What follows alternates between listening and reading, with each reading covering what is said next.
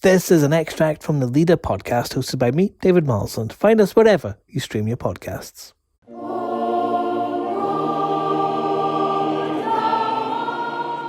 It was only a few days ago that the choirs were out in St Paul's as part of an annual fundraising event for the Clergy Support Trust. You can watch that on the Cathedral's YouTube channel. Now this icon of the London landscape apparently needs the cash itself.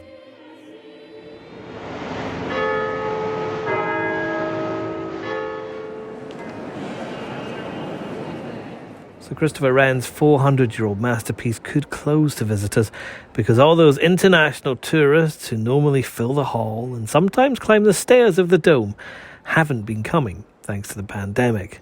The cathedral needs a lot of money for renovations and repairs.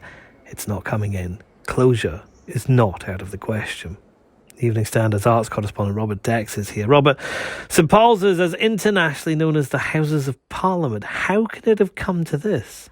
I suppose it comes down to St Paul's is many things. It is a great historic building. It is a place of worship, but it is also a tourist attraction, a massive tourist attraction. If you think about every London tourist guidebook, it's probably got a picture of St Paul's on the cover or near enough. So its income fell by 90% last year. I mean, that's an astounding figure, and that's, as I understand it, is pretty much purely down to tourism and to the collapse of tourism, international and domestic. So if you look at the figures, I mean, they're immense. Its annual running costs are £8 million a year. But surely something like St Paul's, which is an internationally recognised landmark. I mean, it's been in Hollywood movies. They've blown it up in Hollywood movies. It can't possibly. It's too big to fail, surely.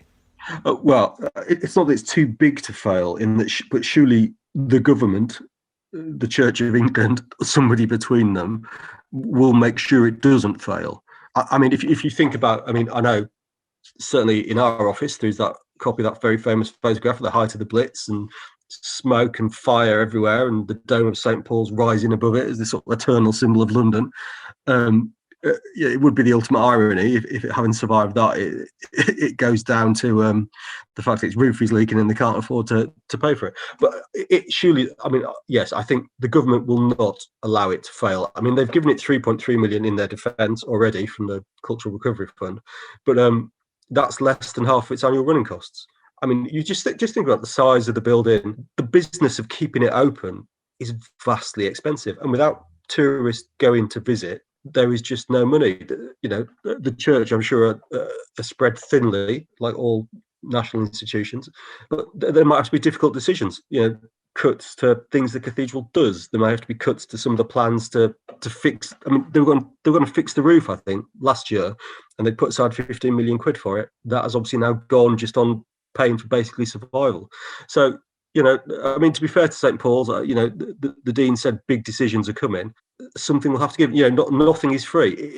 If we want, and we're all being encouraged to go out more and more in London, aren't we? And I'm sure in a couple of, you know, as time goes on, the pandemic, they will encourage international tourists to come back. You need things for them to be here to come back to. So surely they won't let St Paul's close its doors. No, and this is also coming in the very same week that Boris Johnson said he was considering a COVID memorial inside St Paul's, isn't it? Indeed. I mean that's it. I mean, it is one of those places that it's central to the nation. You know, the fact that people think this is where we will have the COVID memorial says it all. It's one of the, as well as being a London landmark, it is central to the history of the nation. It's like Westminster Abbey. You know, you would have thought that when they suggested that to somebody at St Paul's suggested back, that's marvellous, but you're going to have to give us some money to make sure we can keep the doors open for people to come in and see it. So you would think these conversations were hopefully ongoing now, and that, you know, progress is being made. And I suppose what it shows is that in London, I guess around the UK as well, you really can't take anything for granted at all in this post-pandemic world, can you? I mean, there are genuine icons of the city that are closing right now. Yeah, I mean, nothing has an eternal right to survive, does it? I mean, as you said, there are some things you'd hope would survive, but it comes down to money. All these places have lost out on a year's income, a year and a half's income, and it's just not sustainable. You know, we are going to lose an awful lot of things. I mean, hopefully new things will spring up in their place, but yes, we're going to lose a lot. But as you say, you would think somebody in a position of authority would say St. Paul's is on the list of things we cannot lose. Even some of those little things that people kind of just like to point out when they have visitors down in London, like the Arthur Beale shop, the eccentric sailor shop, which went viral on Twitter not long ago as being a survivor of the pandemic, that's had to close. Yes, I think they've basically said a mixture of rising rents and the pandemic. But I mean, bizarrely, that shop, even though it was tagged as sort of selling equipment, sort of sailors and mountaineers and adventurers, also, as far as I know, did a pretty brisk trade with the West End theatres, which get through a lot of rope and that sort of thing. And obviously they've not had that custom for a year, and I'm sure they could take that into lots of other sectors where they've lost custom. But no, I mean, it would be very, very sad if you miss those sort of places in London where you turn a corner and suddenly confronted with something that seems to sort of belong to another age. It is one of the great pleasures of walking through central London. So hopefully, I think they talked about relocating. Hopefully they won't go too far, but we will see.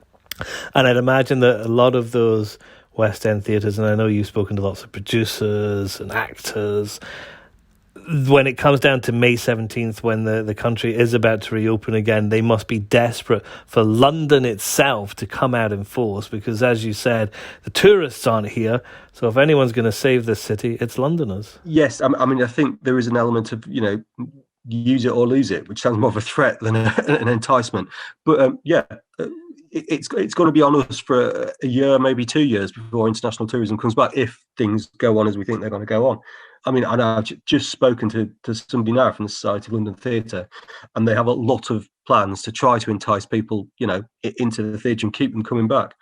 Because I think there'll be an enthusiastic sort of bounce when we first come back, but that will not be enough to sustain it. It's going to have to be more regular, more sustained. But, we're going to have to do our bit, basically. And that's the leader. There's more on this in the newspaper and at standard.co.uk. We're back tomorrow at 4 p.m. Please hit follow to make sure you don't miss an episode.